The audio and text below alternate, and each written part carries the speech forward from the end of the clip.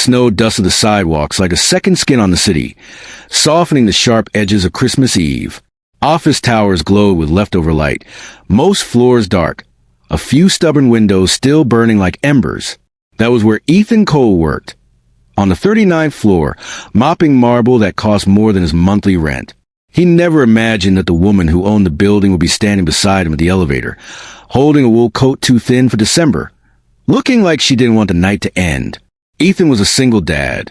That fact lived on his face, in the faint tiredness under his eyes, in the way he checked his phone every few minutes with messages from the neighbor watching his 6-year-old son, Noah. He worked nights because it paid a little better, because daycare is expensive, because life had a way of cornering good men into quiet sacrifices. Christmas Eve was supposed to be short. In, out, back home before Noah fell asleep, clutching the cheap plastic star they'd bought for the tree. The woman beside him was Claire Whitmore, CO, billionaire, if the rumors were right. Ethan knew her only from framed magazine covers in the lobby, and the hush way managers spoke her name. Tonight, though, she looked nothing like the headlines. Her hair was loose, her heels in her hand, her eyes shadowed by something heavier than exhaustion. Elevators slow tonight, Ethan said, mostly to fill the silence. She smiled, small and real. Everything slows down on Christmas Eve, even people who don't want it to. The doors opened. Snow gusted in as they stepped outside, the city humming softly like it was holding its breath. Claire hesitated, then laughed under her breath. My driver's stuck on 5th. Looks like I'm walking. Ethan glanced at the sky, then at her coat. It's cold. I'm headed that way anyway. She studied him for a moment, as if weighing risk against loneliness. All right, she said, just until the lights. They walked beneath strings of white bulbs wrapped around bare trees, the glow reflecting off fresh snow. The city felt smaller here, almost intimate. Claire breathed in sharply. I used to love this, she said. When I was a kid, Christmas lights meant someone cared enough to put them up. Ethan nodded. My son thinks they're proof magic's real. You have a son? Noah, 6. Thinks I can fix anything if I have duct tape and 5 minutes. She laughed, a sound that surprised both of them. You sound grounded. Someone has to be, Ethan said. He's got big plans. They reached a corner where a violinist played a slow carol. Claire stopped, listening, her breath fogging. I spend all year chasing numbers, she said quietly. Tonight's the only night they don't chase back. Ethan felt the weight of her words. He didn't know her world, but he knew loneliness. He knew empty apartments and reheated dinners, and the ache of wanting to be enough for someone small who believed you were everything. They resumed walking. The streetlights cast long shadows. At the entrance to her building, Claire slowed, then stopped altogether. The lobby was bright, warm, final. Well, she said, forcing a lightness that didn't quite land. Thank you for the escort. Ethan smiled, already stepping back. Merry Christmas, Ms. Whitmore. She reached for the door, then paused. The city noise seemed to fall away, under the lights. Her voice dropped to a whisper. Don't go yet. Ethan froze. His phone buzzed, Noah's bedtime reminder, and he ignored it. I should, he said gently. My son. I know, she said quickly. 5 minutes. That's all. Against his better judgment, he nodded. They stood there, snow falling between them, strangers balanced on the edge of something unspoken. Claire took a breath. Everyone leaves, she said. Tonight. I didn't want to be the one watching. Ethan felt a pull he hadn't felt in years. He thought of Noah asleep with the tree lights blinking, of the promises he made every day to be present, to be careful. 5 minutes, he repeated. She smiled, relief washing over her face. They stepped just inside the lobby, warmth blooming around them. The clock ticked loudly. Claire glanced up at the giant tree in the center, ornaments reflecting 1,000 versions of herself. Do you ever wonder, she asked, how a life could look so full and still feel empty? Ethan followed her gaze, then looked back at his phone as another message lit the screen, the name Noah glowing brighter than anything else. He opened his mouth to answer when the elevator chimed behind them, and Claire turned toward the sound, unaware that the next thing he said, whatever it was, would change far more than the rest of their night. The elevator door slid open with a soft sigh, spilling warm light across the marble floor. Claire didn't step inside. She stood there, fingers curled around her coat, waiting, really waiting, for Ethan's answer. He felt it then, that rare moment when time stretches thin, when one choice quietly splits into 100 different futures. "My neighbor's watching Noah," he said finally. "She won't mind if I'm a little late, but I can't be long." Claire nodded, gratitude flickering across her face. "I wouldn't ask for more." They walked past the security desk, where the guard pretended not to notice them, and into a quieter lounge off the lobby. A fireplace hung behind glass, flames dancing like they knew secrets. Outside, the snow thickened, blurring the city into something almost gentle. Claire sat, exhaling as if she'd been holding her breath all day. "I hosted a gala here last year," she said. 500 people, champagne fountains. Tonight, it's just this." Ethan took the chair opposite her. "This doesn't seem so bad." She smiled at that, then looked at him more closely. "You don't look at me the way they do." "How do they look at you?" "Like I'm a door," she said. "Something to get through." Ethan shifted, uncomfortable with how much sense that made. "I look at you like a person who didn't want to walk home alone on Christmas Eve." Her laugh was quiet. "That's exactly what I am." Silence settled, not awkward, just honest. The fire crackled. Ethan's phone buzzed again. He checked it. Noah had sent a blurry photo of a tree with a thumbs-up emoji. Ethan smiled without realizing it. "Show me," Claire said. He hesitated, then turned the screen toward her. "That's Noah's decorating style. Chaos with purpose." She leaned closer, her shoulder brushing his. "He's lucky," she said softly, "to have you." The words landed heavier than she knew. Ethan swallowed. "I'm lucky to have him. After my wife passed, it was just us. Keeps me anchored." Claire's expression changed, gentler now. "I'm sorry." "Thank you." He glanced at the fire. "I don't talk about it much." Tonight seems like a night for things we don't usually say. He met her eyes, surprised by the truth of that. "What don't you usually say?" She took a breath. "That I'm tired. Not of work. Of pretending it's enough. Of being the strong one in every room." Ethan nodded slowly. "Being strong gets lonely." "Yes," she whispered. "It does." The clock ticked louder, as if reminding them both. Claire stood and walked to the window, watching snow swirl under the lights. "Do you know what scared me tonight?" she asked without turning around. "Not walking alone. Realizing I didn't have anyone to call." Ethan felt something open in his chest, careful and cautious. "You do now," he said, then immediately wondered if he'd said too much. She turned, eyes shining, but she didn't step closer. "That's dangerous talk, Ethan Cole." He smiled. "I live dangerously. I mop billionaire floors."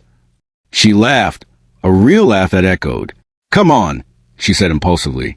"There's something I want to show you." Before he could protest, she led him toward a private elevator, keyed it open, and pressed a button. The car rose smoothly, silently. Ethan's phone buzzed again.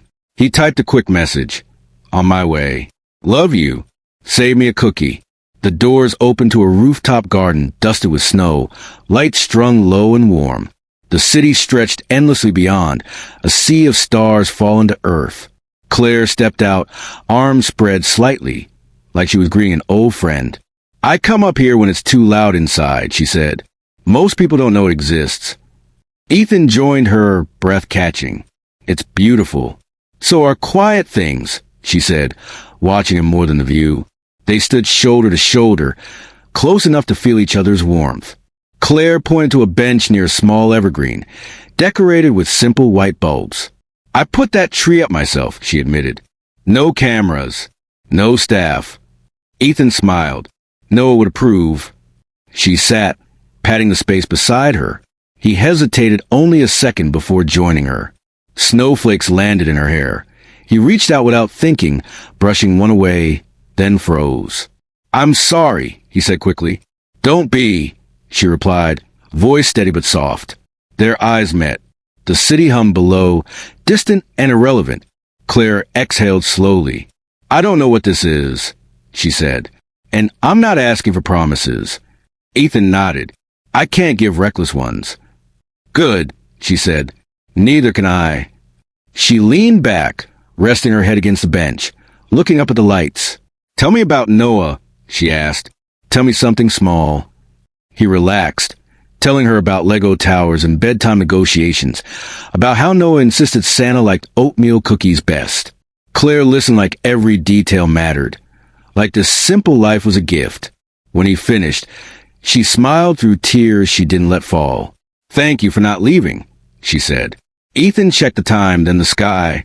I should go soon. I know, she said, standing.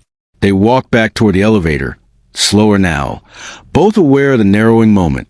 At the doors, Claire stopped, turning to him. Ethan, she began, then paused, choosing her words carefully. Whatever happens after night, I'm glad you walked me home. He met her gaze, steady and warm. Me too. The elevator chimed again, ready to carry them back down, back to the world where roles waited and morning would come too fast, and neither of them yet knew which way they would step when the doors finally opened again. The elevator descended in near silence, the faint hum filling the space between them. Ethan stood with his hands folded, grounding himself, while Claire watched the numbers tick down as if each floor carried a different version of her life. When the doors opened onto the lobby, the warmth rushed back in, along with the quiet echo of their footsteps. Outside, the snow had slowed, flakes drifting lazily now, like they were in no hurry to touch the ground. Claire pulled her coat tighter. I don't usually ask for phone numbers, she said, attempting a casual tone that didn't quite land. Ethan smiled, pulling his phone out anyway. Tonight doesn't feel usual. They exchanged numbers, the simplest act suddenly charged with possibility. Claire typed his name, paused, then added a small tree emoji beside it. So, I remember, she said. Ethan chuckled. I'll tell Noah I've been upgraded to seasonal contact. They stepped out onto the sidewalk. The city felt different now, less sharp, more forgiving. At the corner, Ethan slowed. This is me. Claire stopped too. The streetlight cast a soft glow over her face, and for a moment she looked less like a CEO and more like someone standing at the edge of something new. Thank you, she said again. For tonight. He nodded. Get home safe. She hesitated, then surprised him by reaching out, squeezing his hand once. Firm, warm, intentional. Merry Christmas, Ethan. Merry Christmas, Claire. He turned away before the moment could demand more, his boots crunching through the snow. Halfway down the block, his phone buzzed. A text from Claire. I'm glad you didn't go yet. Ethan smiled, then tucked the phone away, quickening his pace. He made it home just as Noah's bedroom light clicked off. Inside, the apartment smelled like pine cleaner and sugar cookies. Noah slept sprawled sideways, the plastic star clutched to his chest. Ethan adjusted the blanket, brushing a kiss across his son's forehead. Later, as he sat on the couch beneath their crooked tree, his phone buzzed again. Claire, did he fall asleep before he got back? Ethan replied, barely. He waited. 3 dots appeared, disappeared, reappeared. Claire, I don't remember the last time someone waited for me. Ethan leaned back, the weight of the day settling into something warm. He typed slowly. Maybe it's time you let someone. Morning came quietly. Christmas light filtered through thin curtains. Noah burst into the room, laughter first, body second. Dad, Santa came. They opened presents, small, thoughtful, enough. After breakfast, Ethan's phone chimed. Claire, Merry Christmas, both of you. I hope that's okay to say. Ethan glanced at Noah, then typed back. It is Merry Christmas. The day unfolded simply, video calls with distant relatives, a walk to park where snowballs flew and laughter carried. Ethan kept checking his phone, not obsessively, just aware. In the afternoon, another message. I'm at the office. Old habits. Ethan frowned. He typed, on Christmas? A moment passed. Then, I needed quiet. And the tree on the roof. He hesitated, then sent, Noah and I are heading out for cocoa. The good kind. if you want company. There was the risk. The pause stretched longer this time. Then, I like that. They met at a small cafe near the park. Claire wore a knit hat pulled low, a scarf hiding half her face. Noah eyed her curiously, then grinned. You're tall. Claire laughed. I get that a lot. Coco arrived, steam rising. Noah talked nonstop, and Claire listened like it mattered, asking questions, remembering answers. Ethan watched, heart steady but alert. As dusk fell, they walked back toward the park lights. Claire hung back with Ethan, while Noah ran ahead. Thank you for sharing today, she said. I know that's not small. He nodded. I don't do that lightly. I can tell, she replied. And I won't rush you. They stopped near the same corner as the night before. Snow began again, soft and patient. Claire looked at him, eyes clear. Whatever this becomes, she said, I want it to be honest. Ethan met her gaze. Me too. Noah called out, waving. Ethan smiled, lifting a hand back. When he turned, Claire was watching him. Not the CEO, not the billionaire, just a woman seeing a man exactly where he stood, and something in the way she looked at him suggested this was only the beginning of a story that hadn't yet decided where to pause. The park lights flickered on one by one, halos glowing in the early evening, and Noah skidded to a stop near the swings, breathless and proud of the snow trail he'd made. Claire watched him with an expression that felt both cautious and curious, like she was learning a new language by listening rather than speaking. He reminds me of my brother, she said quietly as Ethan joined her. When we were kids, before everything got complicated. Ethan glanced at her. What happened? She smiled faintly. Life. Expectations. People telling you who you're supposed to be, and you believing them because it's easier than arguing. Noah shouted for a push, and Ethan jogged over, setting the swing in motion. Claire followed, hands tucked into her coat, laughing when Noah demanded higher, higher, like the night could lift him all the way into the lights. You're good at this, Claire said when Ethan returned, cheeks flushed from the cold. Parenting, he asked. Mostly improvisation. I meant presence, she replied. You're actually here. The word stayed with him as they walked back toward the street. At the corner, Noah's step slowed, fatigue finally winning. Ethan scooped him up, Noah's head dropping onto his shoulder like it belonged there. I should go, Claire said softly. I don't want to keep him out. Ethan nodded. Thanks for the cocoa. She smiled, then hesitated. Can I see you again? He held her gaze, feeling the careful balance of his life. Yes, slowly. Slow is good, she said. I'm terrible at fast anyway. They parted with a wave, no touch this time, just a shared understanding. Ethan carried Noah home, heart steady, mind full.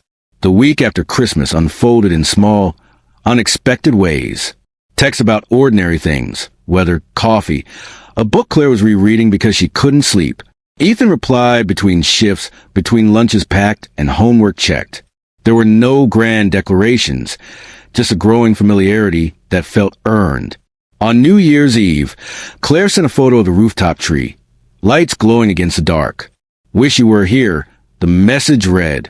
Ethan stared at it, then at Noah asleep on the couch beside him and typed back, next year. January brought cold and routine. Claire insisted on meeting places that felt neutral, a diner near Ethan's apartment, a museum cafe where no one looked twice. She listened more than she spoke, asked about Noah's school, about Ethan's past, about what he wanted that didn't involve surviving the next bill. I don't know, he admitted once. I've been in maintenance mode for a long time. She nodded. Maybe we figure out together. One evening, after Noah went to bed, Claire came over for the first time. She stood in the doorway, taking the modest space, the framed crayon drawings, the mismatched furniture. This feels real, she said. It is, Ethan replied. You okay with that? She met his eyes. That's why I'm here. They talked for hours, sitting on the floor, because the couch felt too formal. Claire spoke about boardrooms and being underestimated, about the pressure of never making a mistake. Ethan spoke about grief and learning to be gentle with himself. When she finally stood to leave, the air between them hummed with something unspoken but patient. In February, Noah brought home a permission slip for a school fundraiser at the Whitmore Foundation. Ethan froze when he saw the logo. Claire noticed his hesitation when he showed her. "We don't have to go," she said immediately. Ethan considered it, then shook his head. "If this is going to work, I can't hide you from my life, or my life from you." She exhaled, relieved. "Thank you." The fundraiser was modest, local. Claire arrived without entourage, dressed simply. Parents whispered anyway, but Noah didn't notice. He was too busy showing her his project. Claire knelt, asked questions, clapped like it mattered. A teacher pulled Ethan aside later. "She's very kind," she said, surprised. He smiled. "Yes, she is." Spring crept in slowly. Walks replaced texts.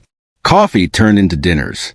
One afternoon, as they sat on a bench watching Noah play, Claire reached for Ethan's hand without looking. He didn't pull away. "I've been thinking," she said, "about balance, about choosing." Ethan squeezed her fingers once. "Me too." She turned to him. "I don't want to be someone who visits your life. I want to be part of it, if you'll let me." He took a breath, steady and sure. "I need time," he said honestly, "but I'm not closing the door." She smiled, eyes warm. "Then I'll wait." As the sun dipped, Noah ran back, flushed and happy. Ethan lifted him, feeling the familiar weight, the anchor. Claire watched them, something settling into place behind her smile, and none of them yet knew how the next choice would ripple forward, or how close they were to the moment when waiting would no longer be necessary. Summer arrived without asking permission, slipping into the city through open windows and longer evenings. Noah finished first grade with a crooked certificate and an oversized grin, and Ethan felt the quiet pride of surviving another season intact. Claire became part of the rhythm without forcing herself into it. Sunday walks, quick dinners after late meetings, the occasional Saturday morning where she showed up with bagels and stayed just long enough to feel normal. One evening, as they sat on the fire escape, watching the sky turn bruised purple, Claire spoke carefully. "My board wants me to spend more time in San Francisco. A few weeks at a time."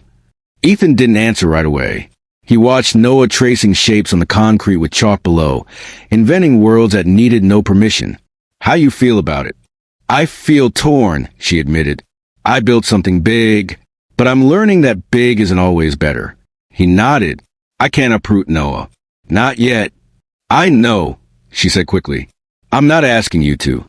They sat with the truth of it, letting the city hum fill the space. When she left that night, the goodbye lingered longer than usual. Not desperate, just aware.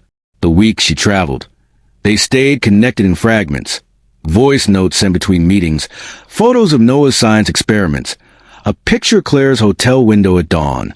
Distance tested them, but it didn't crack them. When she came back, tanned and tired, Noah hugged her without hesitation, and she laughed into his hair like she'd been waiting to do it. In August, Noah asked a question that stopped Ethan mid-step. "Is Claire my family?" Ethan knelt, choosing honesty without weight. "She's someone we care about. Family is built, not rushed." Noah considered that. "Okay," he said and ran off. Claire overheard later and smiled, eyes wet. "Thank you," she said, "for protecting him." "And you," Ethan replied. Fall brought school again, cooler air, and a charity event Claire couldn't avoid. Ethan attended reluctantly, wearing a borrowed suit. Cameras flashed. Hands reached. Claire stayed close, grounding herself by brushing his sleeve, subtle and steady. When a reporter asked who he was, she answered simply, "Someone important to me," and left it at that. Afterward, in the quiet of the car, Ethan exhaled. "That world still scares me." "It scares me too," she said. "That's why I don't want to live there alone." They didn't define things with labels. They defined them with consistency, with showing up, with hard conversations that didn't end in walking away. One night, as rain lashed the windows, Claire admitted, "I don't know how to be second to a child." Ethan didn't flinch. "You're not second," he said. "You're different. And if that's not enough, I need to know." She swallowed, nodding. "I'm learning."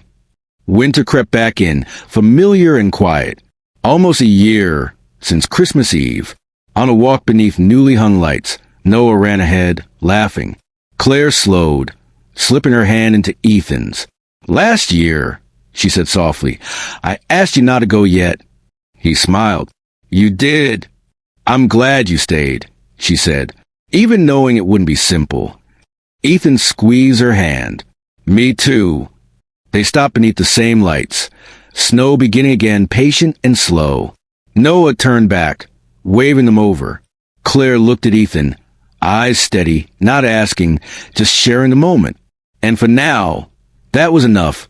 Standing there together, not finished, not certain, but still choosing to stay as the story continued unfolding, one careful step at a time.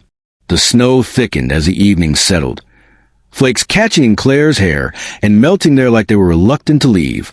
Noah darted ahead, then doubled back, tugging at Ethan's coat. "Can we get pizza?" he asked, already bargaining.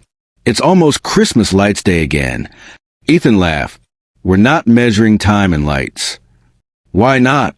Noah insisted. "That's how you met Claire." Claire's breath caught just slightly.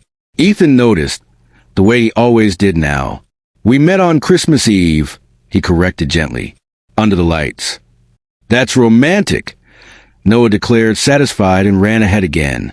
Claire walked more slowly after that. "He remembers," she said. "He remembers everything that feels safe," Ethan replied. They stopped at a crosswalk, red light glowing. Claire watched the traffic, then spoke as if the words had been waiting. "My board approved the San Francisco rotation. 3 months this time." Ethan's jaw tightened, not in anger, but in adjustment. "When?" "After the holidays," she said. "I tried to delay it." "I know," he said. "We'll figure out." She searched his face. "You're not pretending?" "No," he said honestly. "I'm choosing not to panic." The light changed. They crossed. Noah kicked at a pile of snow, sending it scattering. Claire smiled at him, then back at Ethan. "I don't want distance to turn into silence." "It won't," Ethan said. "Not if we keep talking." Pizza boxes steamed on the small kitchen table later that night. Noah fell asleep mid-slice, chin smeared with sauce. Claire helped Ethan carry him to bed, moving quietly, reverently, like this was something sacred. She tucked the blanket around Noah with surprising tenderness. "You're good at that," Ethan whispered. She shrugged, eyes soft. "I'm practicing." They sat on the couch afterward, lights from the tree blinking lazily. Claire held her mug with both hands. "When I was little," she said, "I used to imagine a house that felt like this. Not big, just warm." Ethan leaned back. "You still can." She looked at him. "With you?" He met her gaze. "If you want to build it. Slowly." She nodded, emotion flickering but controlled. "Slowly," she agreed. December passed in a blur of school concerts and end-of-year deadlines. Claire's schedule grew heavier, but she carved out space with intention. One night, as Ethan washed dishes, she stood beside him, sleeves rolled up, dry without being asked. "You don't have to do that," he said. "I know," she replied. "I want to." In January, she left for San Francisco. The goodbye was quiet, firm, deliberate. Noah hugged her hard. "Don't forget us," he said seriously. She knelt to his level. "I won't," she promised. "I don't forget important things." The apartment felt emptier after. Ethan fell back into routine, but nights stretched longer. Video calls helped. Claire calling from hotel rooms, Noah showing her drawings, Ethan listening to her recount meetings that felt less daunting when shared. One evening, after Noah went to bed, Claire's voice softened through the phone. "I'm scared," she admitted, "not being alone here, of coming back changed." Ethan leaned against the counter. "We're all changing," he said. "That doesn't mean we're losing each other. I don't want to be someone who fits into your life only when it's convenient." "You're not," he said. "You're choosing to be here, even when you're not." She exhaled, tension easing. "Say that again." He smiled. "You're here." February brought a surprise visit. Claire showed up unannounced on a Friday evening, suitcase in hand, cheeks flushed from the cold. Noah screamed when he saw her, launching himself into her arms. Ethan watched from the doorway, something loosening in his chest. I had 2 days, she said. I didn't want to waste them missing you. They made pancakes for dinner, laughed too loud, stayed up too late. In the quiet after Noah slept, Claire leaned into Ethan, head on his shoulder. I don't want to live in 2 worlds forever, she said. He nodded. I don't want you to. March edged in with rain and thawing sidewalks. Claire's visits became more frequent, her stays longer. She started leaving clothes at the apartment, not deliberately, just naturally. One morning, Ethan found her in the kitchen, barefoot, reading a note Noah had left. Don't forget your coat. It's cold. She smiled at it like it was a gift. In April, Ethan got a call from Noah's school. Nothing serious, just a scraped knee.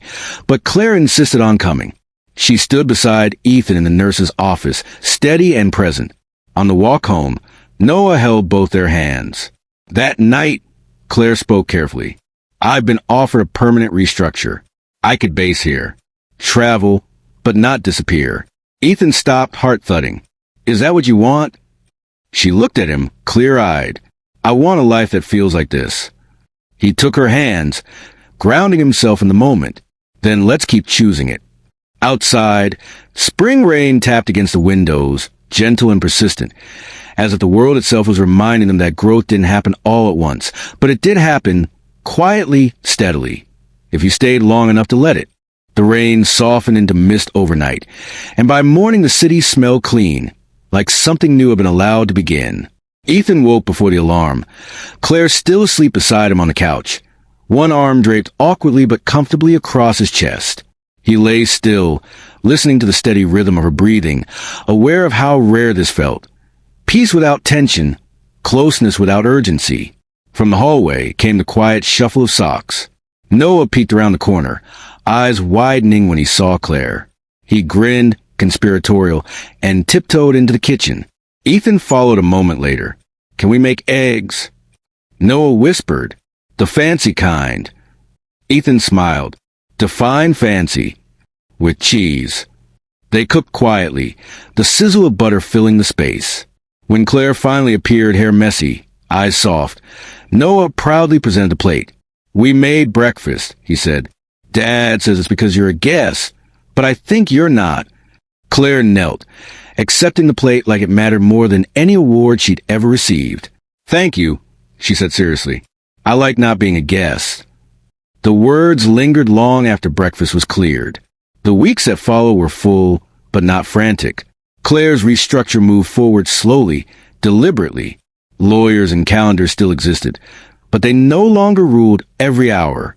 She learned Noah's school schedule, learned Ethan's silences, learned when to push and when to simply sit beside him.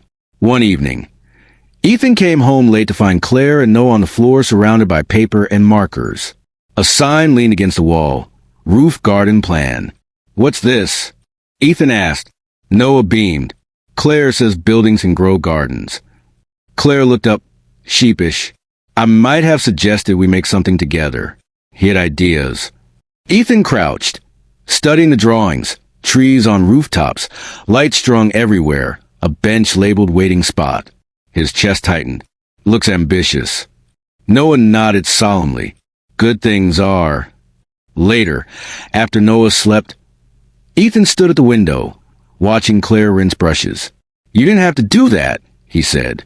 I know, she replied, drying her hands.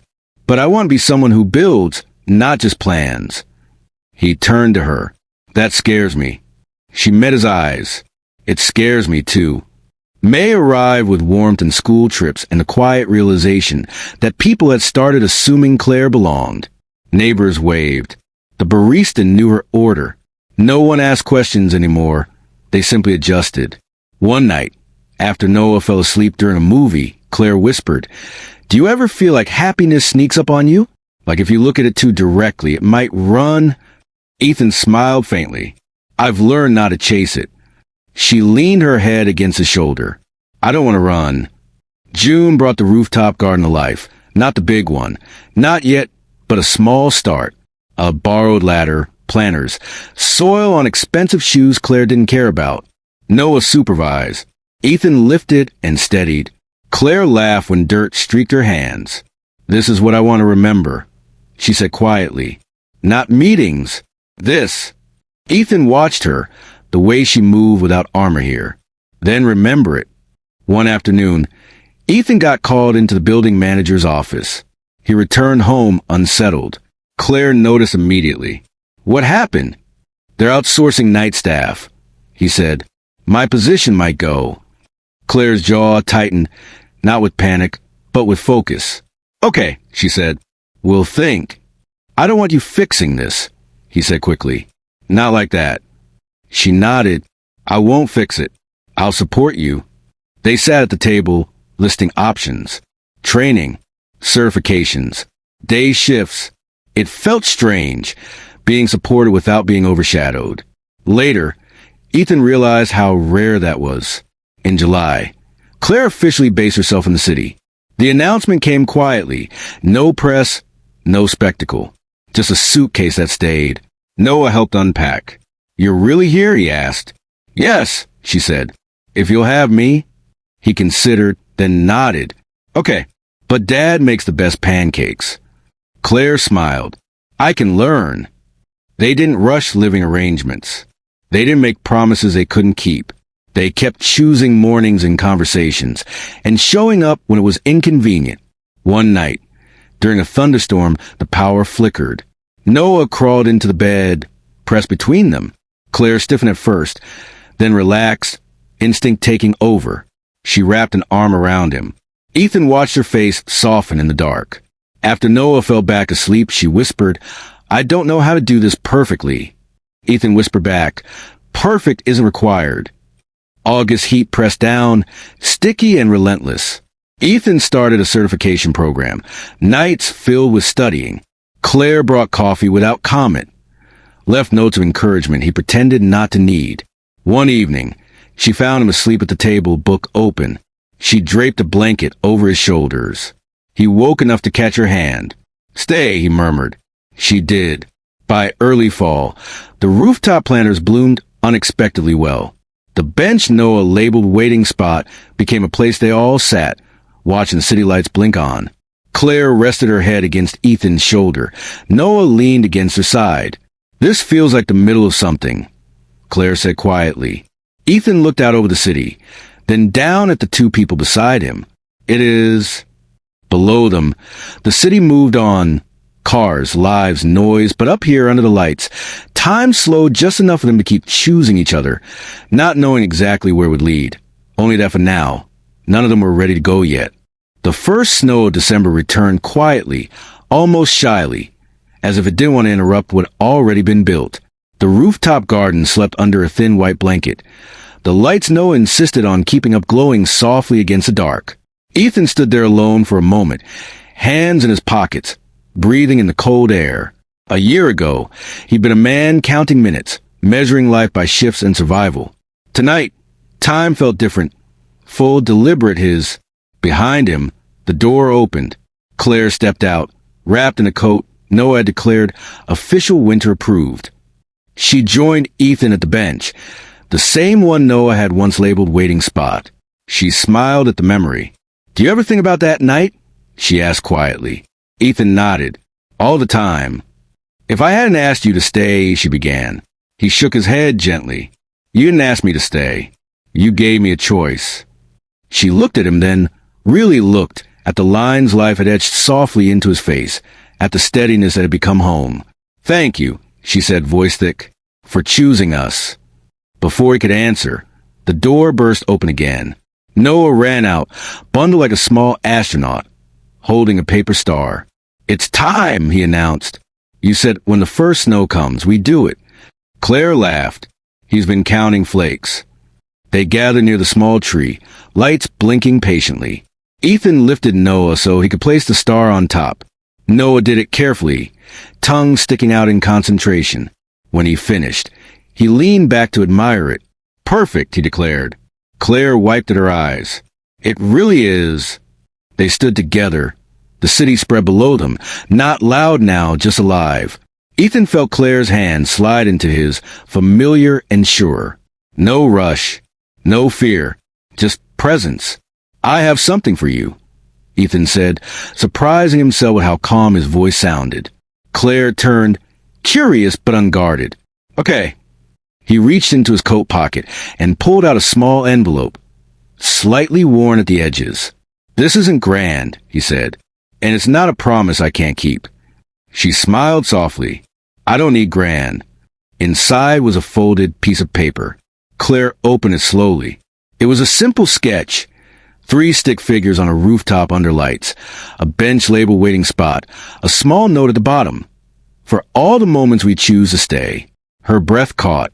Ethan, he continued, words steady. I can't give you a life without complications. I can't always be brave, but I can keep choosing. I can keep building. With you, if you still want that. Claire didn't answer right away. She looked at Noah, who was watching them with wide, hopeful eyes. Then she looked back at Ethan, tears finally spilling, unhidden. I don't want perfect, she said. I want this. I want the choosing. She stepped closer, resting her forehead against his. The kiss she gave him wasn't dramatic or desperate. It was sure, full, earned. The kind that settles instead of burns. Noah cleared his throat loudly. So does this mean we're a team? Ethan laughed, pulling him close. Yeah, buddy, it does. Claire knelt, meeting Noah's eyes. If you'll have me, she said gently, I'd really like to be on your team. Noah considered this with great seriousness, then nodded. Okay, but you still have to learn pancakes. She smiled through tears. Deal. Later that night, after Noah fell asleep clutching the paper star, Ethan and Claire sat by the window, watching snow drift past the lights. Claire leaned into him, her head fitting perfectly against his shoulder, like it had always known where to rest. I used to think success was being untouchable, she said softly. Now I know it's being held. Ethan pressed a kiss into her hair. I used to think love was something you survived. Turns out, it's something you live. Outside, the city kept moving, indifferent and vast. But inside that small circle light, everything important had already arrived. There were no guarantees waiting ahead, just mornings, conversations, choices yet to be made. And for the first time in both their lives, that uncertainty didn't feel frightening. Under the lights, with snow falling slow and steady, they didn't ask for more. They didn't rush the future. They simply stayed, together, knowing that sometimes the most extraordinary stories don't begin with fireworks, but with a quiet whisper on a cold night, and the courage to answer it by not going yet.